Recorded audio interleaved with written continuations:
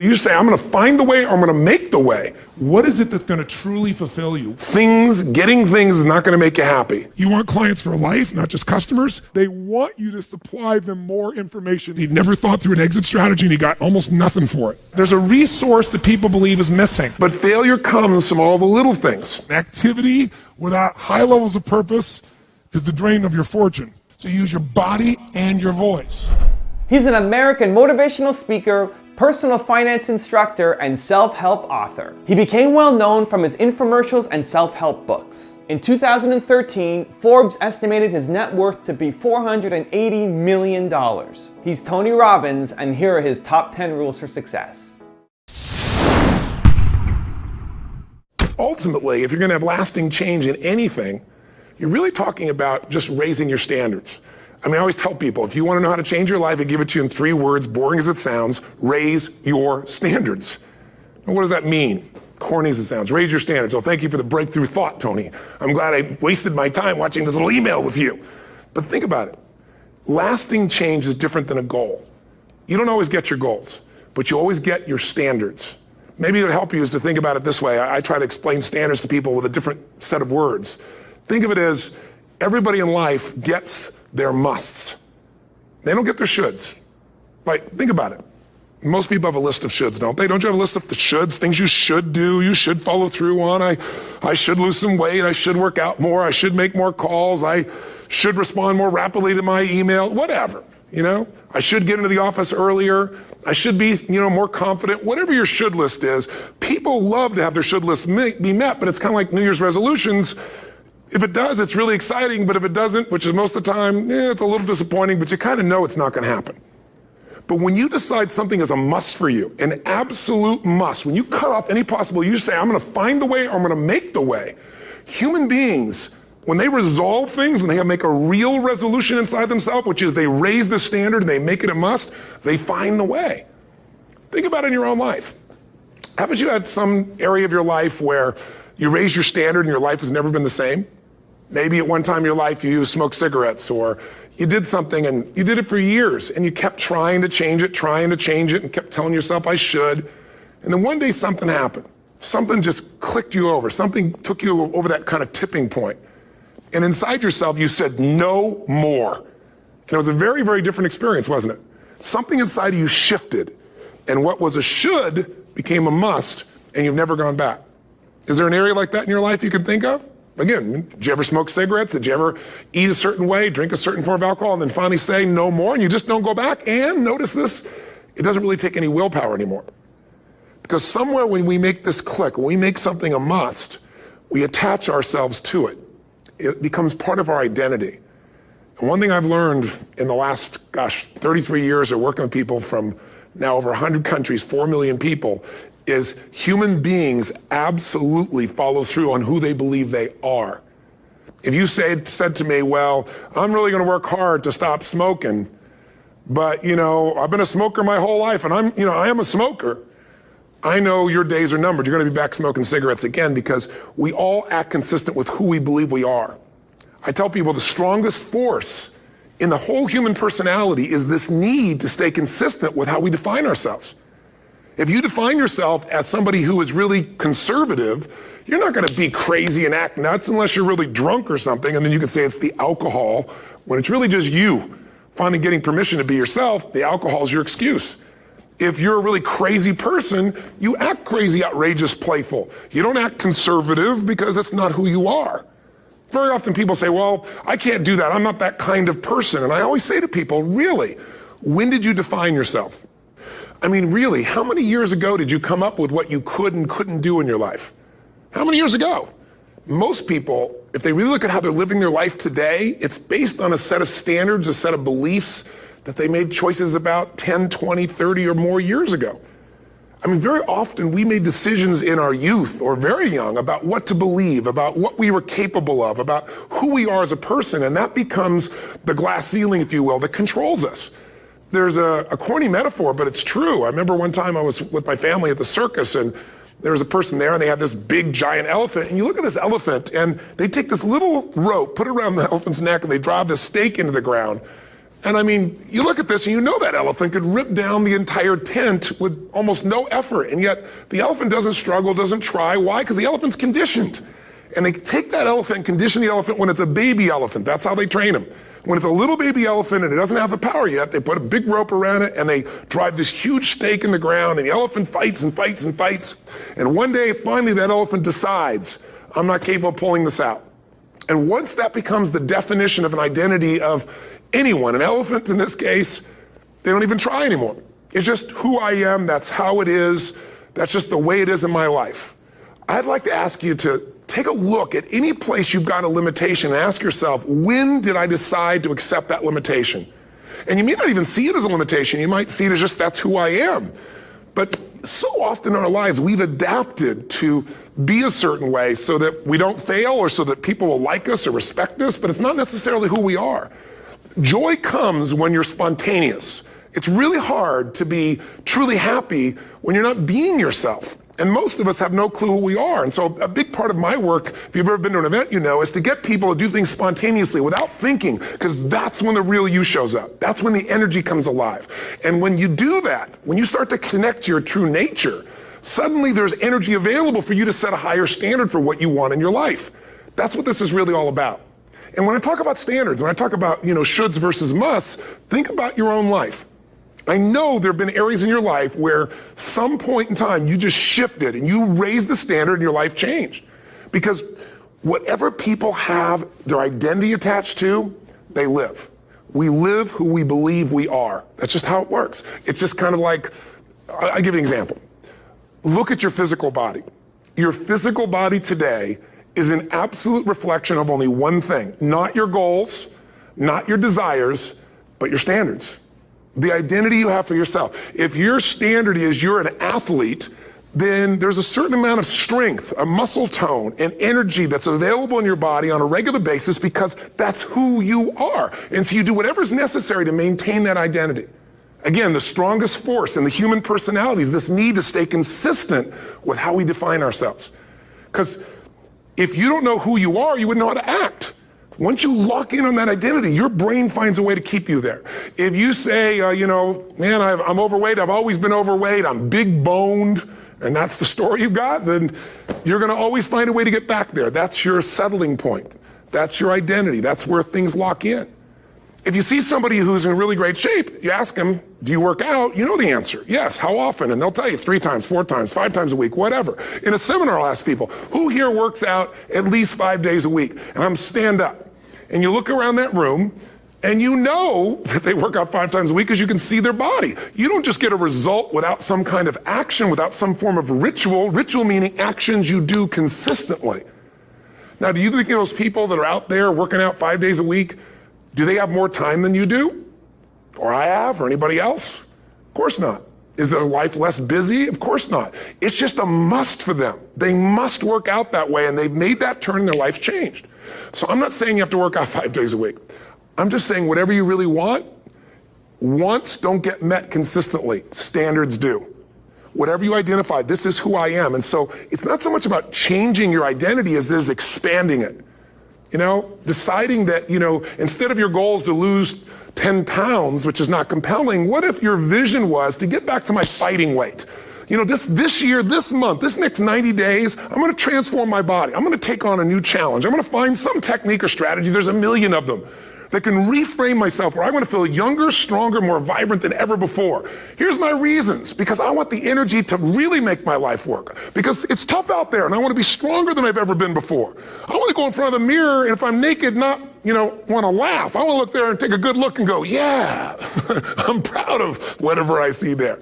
Whatever it takes, something's going to make you laugh, smile, something that's going to tease yourself, but something's going to move you to another level. If you identify yourself in a new way and you own that every day, and that becomes the standard of how you live, you'll find the way to make that standard real.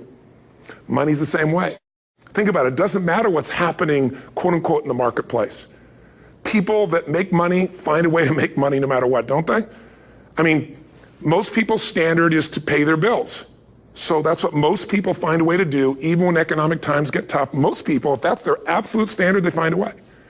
Some people's standard is pay their bills most of the time. And so most of the time they do. Some people's standard is not just to pay their bills, but to take care of their family and maybe even some of their friends. And they find a way. In fact, you know, some people may be in a family where they don't have enough money. They barely have money to pay their bills. They work their guts out. And then somebody, their mother, their father, somebody else, their sister gets ill, and there's not enough money to take care of it. Nobody else has money in the family. They don't either, but they find a way to get that money to take care of their mother or father, don't they? And pay their bills. They never could do it before. Why? The situation made them raise their own standard. And not everybody does that. Somebody else in the family might have money and still not take care of their mother. It all comes down to the inner game, my friends. Changing your life is a change in the inner game. The outside world you can't control, but you have absolute control over this one if you learn the dynamics of what shapes you. And identity is one of those simple, clear, fundamental basics that if you start to shift it, everything else will shift in your life as well. Some people, by the way, have to have more than enough money to do what they want, when they want, where they want, with whomever they want, contribute the way they want. And if that's their must, they find a way. I know that sounds overly simplistic, but it's true. You know, somebody once said you could take all the money in the world out of the hands of everybody, out of all the wealthy people in the world who are really successful, give it to other people. It wouldn't take too long. Those people would have it back in their hands. It's not because they're manipulative. It's because they have a standard. Some are manipulative, don't get me wrong, but they got a standard of what they're going to find a way to make happen. I'm just simply saying to you, take those 3 magic words and live them. Raise your standard. Michael Gerber, the guy that wrote the E-Myth, talks about why so many businesses, young businesses fail. And one of the things he says is most people are not really entrepreneurs, but they think that's what they should be. They think that's the sexy thing, that's the most attractive thing, that's the best answer. And what I say to you is you got to separate the vehicle from the outcome. What is it that's going to truly fulfill you? What is it that's going to give you that extraordinary life? What's going to make things magnificent on your terms, not somebody else's terms, not your father, your mother, your background? What is that really? Separate the vehicle, because there's many ways to get to that vehicle. But I'm saying sometimes you got to reevaluate what's going to really make you fulfilled. What is your gift? Are you an artist? Are you the talent that can produce something no one else produces as a skill or a product or a service or some impact? Are you incredibly good at management? You really know how to manage or lead people? Are you an extraordinary entrepreneur that can take that gigantic gut load of risk and can create the vision and attract the talent that you need and the managers and leaders? You may have all 3 abilities, but which one really fulfills you the most is going to be the critical question. Because we tend to want to do them all, especially in a room like this, because you're all overachievers, right? Me too. And you say, well, I can do all these. Yes, you can, but what will it do to your quality of life? See, again, the secret's going to be this. What is an extraordinary life on your terms today? Getting things is not going to make you happy. That's good news in a tough economy. It's a good reminder. It doesn't matter what you get. It doesn't matter whether it be money or opportunity. All those things might excite you for the moment. Even a relationship, as magnificent it may be, might be exciting for a while. But if you don't keep growing, that relationship isn't going to stay exciting. So the secret to real happiness is progress. Progress equals happiness. And if we can make progress on a regular basis, we feel alive. And that's why at the beginning of the year, we get this thing like, okay, I can have this fresh start. I could really do what my soul desires. I could expand. I could grow. I could improve. I could change. Or maybe better than change, I could progress. See, think about that. Progress is an aliveness to it, doesn't it? You don't have to work at changing. People say all the time now, well, I'm working on changing. Don't worry about it. You don't have to work on changing. Change is automatic. Your body's going to change whether you want it or not as the years go by. And no matter how hard you work, there's going to be some changes going on there. The economy is going to change no matter what you want it to do. The weather is going to change. Relationships are going to change. Everything in life is always changing. We don't have to work on change. Change is automatic, but progress is not. So if you want to make real progress, then you really got to look at your life in a different way. You got to say, I got to take control of this process and not just hope it's going to work out like people do who make a resolution. Treat people at the end of the relationship like it's the beginning and there won't be an end. And that's not just your intimate relationship. What if your customers, what if you fell in love with your customers, with your clients, more than your product, more than your company? If your entire life is about meeting their needs, if you would do what for your customers and clients, you would do what? If you love your customers and clients, you do anything, guess what? They're going to love you. But most people love their customers and clients as long as they buy from them, do what they want, respond to them. And when they don't, they go, that's the end. You want clients for life, not just customers? Fall in love with them. It's a different focus, isn't it? It's a different meaning. And that creates a different life because you make decisions differently from that place. What does it take to create world-class marketing? What is the unique selling proposition? What is what we call value-added marketing, VAM? Today, most people are sick and tired of advertising because where is it? Everywhere. In fact, I got a question for you. How many of you in this room do not even see banner ads anymore? Literally, it's there, but you don't perceive it. Like your brain literally washes it out. Raise your hand if that's true. Keep your hands nice and high and look around the room right now, and you'll see 98% of the people wash it out. So don't buy them unless you're going to create something really unique. It's a total waste of your money and your time in the world we're in today. Today, what creates marketing is when you don't just market, but you add value to people. You do something, you teach them, you give them an insight, you give something valuable that costs them nothing, and then they look to you as an expert. They look to you as a person that adds value. They want you to supply them more information, more experience, more products, more services. If you've made this whole business about meeting your needs, you can run a successful business, but it'll be a job because you'll never be able to sell it. Because if it's just meeting your needs, it's not a system. It demands your attention, your connection. It's giving what you want. But ultimately, it's not going to give somebody else what they want, so you can't sell it. If you can't sell your business, if you don't have an exit strategy, you have a job. I don't care how successful the business is. That doesn't mean you have to sell the business. But one of the most important decisions you make in business is, ultimately, if I was going to sell this, if I chose to, I have to know who would I sell this to so that I have long-term value, not just an income along the way. I have this critical mass hit. I get a multiple of my business. And most people don't have a clear exit strategy. They think I'll come up with that someday. You got to start with that end in mind. That's got to be part of your focus if you're going to be successful in your business. I can remember a gentleman who's built CAA in Hollywood, his largest, most successful agency, right? Michael Ovitz, remember that name? He put together Nike and Coca-Cola and these billion-dollar deals. And eventually, Mike Ovitz went to go sell that business. He'd never thought through an exit strategy, and he got almost nothing for it. Because the laws prevented him from selling it to a studio. He had to sell it to some of his employees for pennies on its real value. Now, Mike found a way to make money later on in another place off of Disney. But the bottom line is, the guy didn't have an exit strategy. Even though it was brilliant, made lots of money, in the end didn't get the value. Whenever people fail to achieve their goals, 99.9% of the time, you ask them why, they'll tell you it's because of a lack of resources. That's what all these things are. I didn't have the support, right? I didn't have the money. We didn't have the time. We didn't have this. We didn't have that. There's a resource that people believe is missing. And that resource belief structure then keeps people from ever being able to really lead.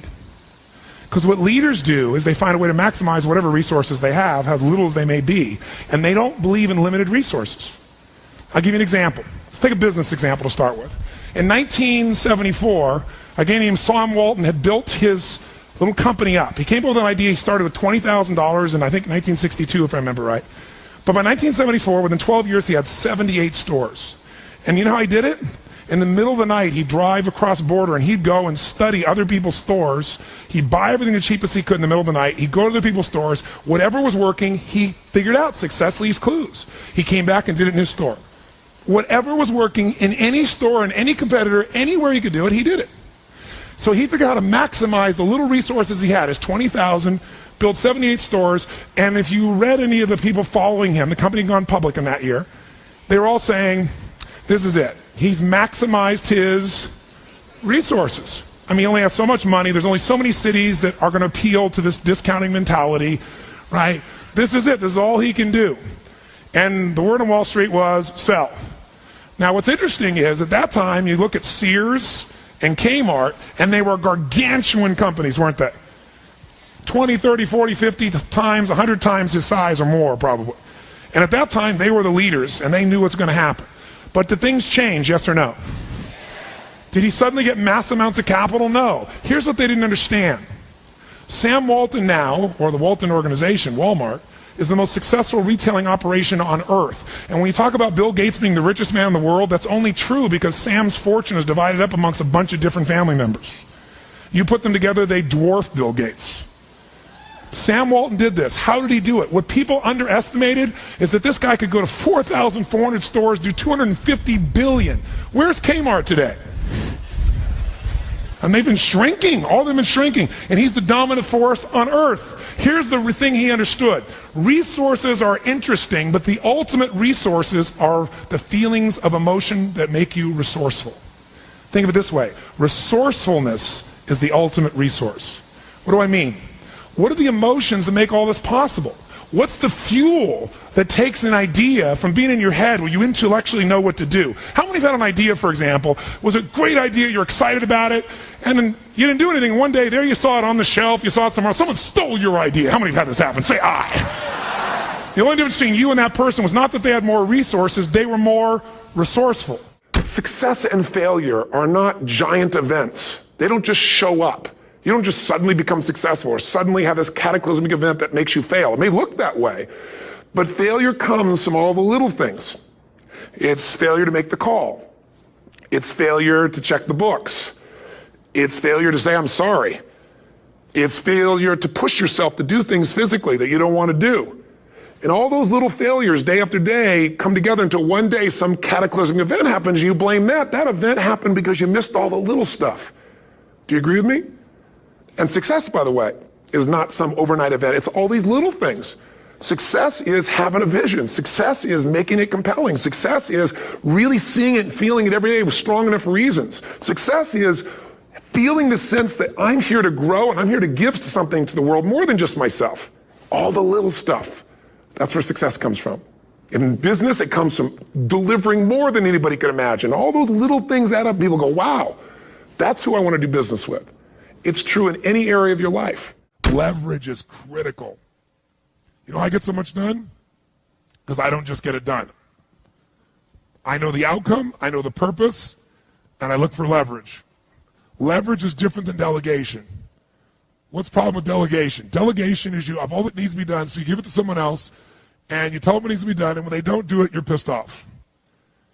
Leverage says, I can move the biggest boulder in the world with a little bit of effort if I get something I can do it with, but I'm still part of it.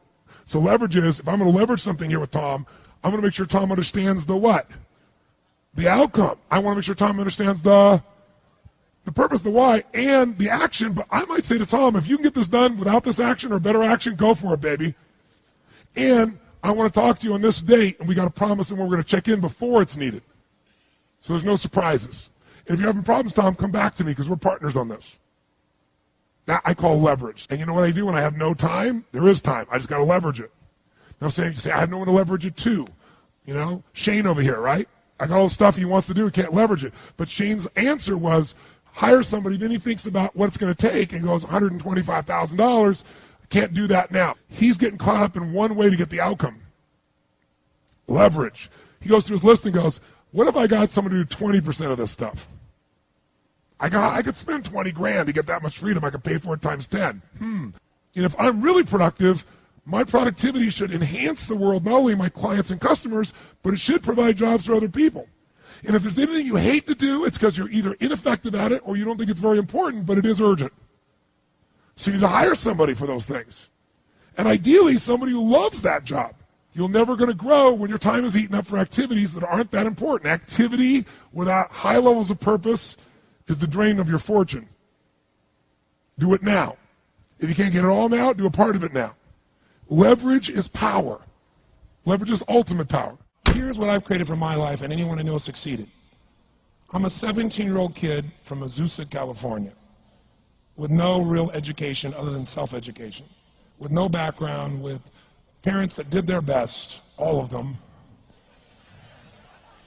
with no money, but I did one thing. I love people, and I had an enormous demand I made upon myself, and I sculpted my mind and my emotions to get me to do whatever it would take to achieve and to contribute. But to do that, I did it by using my body and changing my focus. I did it by putting myself in a peak physiology and using what I call incantations. Can you train yourself to believe something, yes or no? Absolutely. How many have ever made the fatal mistake of going to Disneyland or Disney World, and while you're there made the fatal mistake of going to a ride called It's a Small World After All? What happens for about a week after you're out of that damn place? You're still singing this thing in your head in 24 languages, right? Well, let me tell you something. How many of you have things when you want to go achieve them and this part of your voice goes, oh, it's not going to happen, or forget it? How many got a voice that sometimes interrupts that good pattern? Say I. And what you want to do is train a new one. So starting when I was 17, I started doing incantations, not affirmations. Affirmation, you go, I'm happy, I'm happy, I'm happy, I'm happy, I'm happy. What's the problem? You haven't changed your what? Your what? Physiology. If you don't change your physiology, you won't get anything. So an incantation is not only you speak it, but you embody what you're saying with all the intensity you can. And you do it with enough repetitions that it sticks in your head. Like It's a Small World, now the conversation in your head is always the same and it gives you what you want. So you use your body and your voice. So 17 years ago, I started doing things. I was working for Jim Rohn, this speaker, and I was 17 years old. I had long hair, minestrone soup, acne on my face. And I was trying to call on Bear Stearns type of people and convince them why they should go to this man's seminar and be more successful. I was driving a 1968 Volkswagen that I had earned at $40 a week as a janitor. The only way I did it was park far from the building and then go in, and I love people and I believe, but I put myself in state, and I was able to influence people that were far more successful than I was at the time. I would do something that I still do backstage and have done for 23 years because I don't hope I'm going to be in a good state, I demand it. So I do an incantation using my whole body. I'd say, I now command my subconscious mind to direct me in helping as many people as possible alive today to better their lives by giving me the strength, the emotion, the persuasion, the humor, the brevity, whatever it takes to show these people and get these people to change their lives now. And I would do that literally driving in my Volkswagen to a meeting in LA on the freeway for 40 minutes. People are looking at me, I'm screaming at the top of my lungs. They're going, I know he's a serial killer, I know he is. But by the time I entered that room, when two people meet, if there's rapport, the person who's most certain will always influence the other person. And I was totally certain, and they were trying to get revved up to certainty. Do you agree with this? Yes or no? I do another one because I was poor. I changed my mindset. I kept doing things, but I never got beyond it. I'd say God's wealth is circulating in my life. His wealth flows to me in avalanches of abundance. All my needs, desires, and goals are met instantaneously by infinite intelligence, for I'm one with God and God is everything. And I would imagine the abundance of my life, and I would feel so grateful. And a year later, I went from making $38,000 a year to making $1 million a year in 1 year. Thank you so much for watching. I made this video because Subhash Limbu and my cameraman Jason asked me to. So if there's a famous entrepreneur that you want me to profile next, leave it in the comments below and I'll see what I can do. I'd also love to know which of Tony Robbins' top 10 rules was the most impactful on you. Leave it in the comments and I'll join in the discussion. Thank you so much for watching. Continue to believe, and I'll see you soon.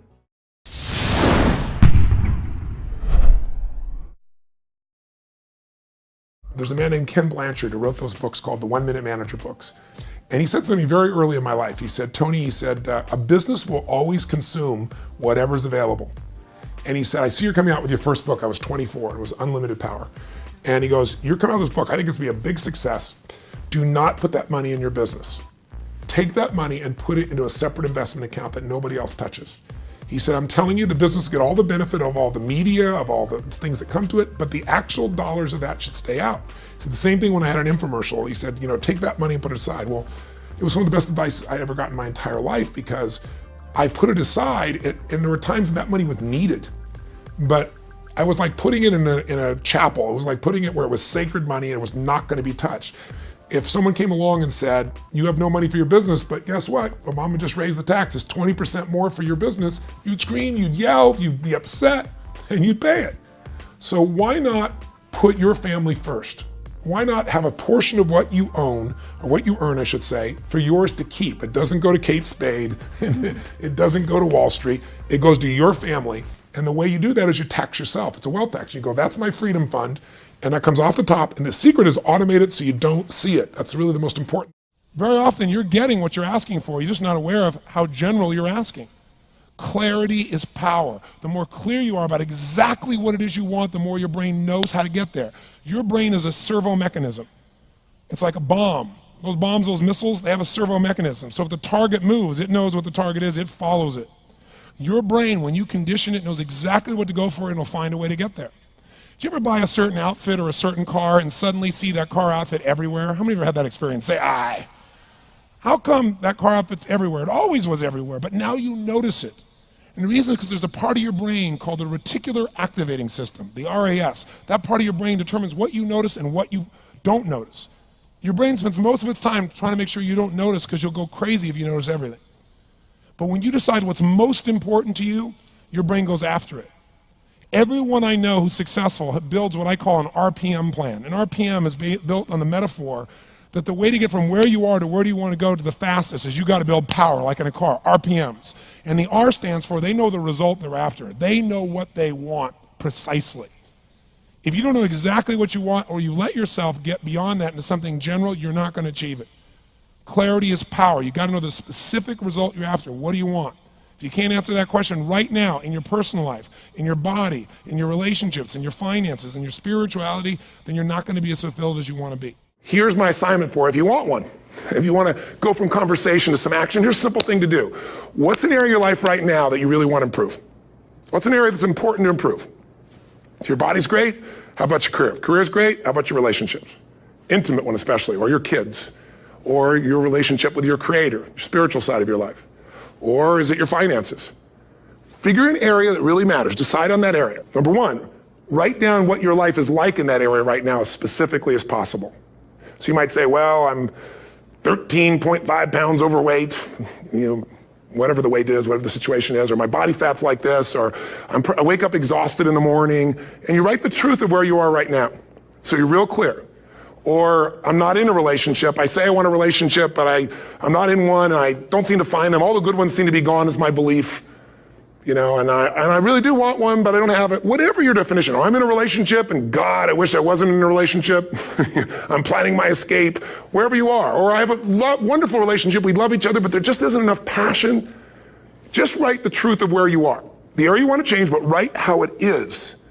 And then the second step is, and this is where you got to be really honest with yourself. What are the rituals that have put me there? Because whatever results you're getting, even if you don't like the results, there's some rituals that are keeping you in that place. There's some rituals of what you eat or don't eat, how you move or don't move, how you sleep or don't sleep. There's some rituals in the lack of variety or spice or energy or focus in an area. There's something you're doing, and it's usually not one thing, it's a bunch of little things that you kind of do consistently whenever you think about getting in a relationship, whenever you think about working out, whenever you think about money. You get yourself in a state of overwhelm. You start thinking about all the things you can't control. Just write down all the rituals you have, and then here's the third step. What do you want? What's your vision? And be really specific. I want to be my fighting weight. I want to be the strongest I've ever felt. I'm going to turn whatever it is, be specific. And then, last step, number 4, what are the rituals that'll get you there? What would you need to do differently each morning if you're going to be that kind of energy, that kind of strength? How often would you work out? What days would you work out? What time? A ritual is something you do consistently, usually at a specific time, so it becomes automatic. Let me tell you something. Willpower doesn't last, but rituals can last a lifetime. I bet you have some rituals in your life right now you've been doing for years, even though some of them don't serve you. I'm just saying, wake yourself up. If you want a new year and a new life, you don't need to start on January 1st. Start today. Start with this little video.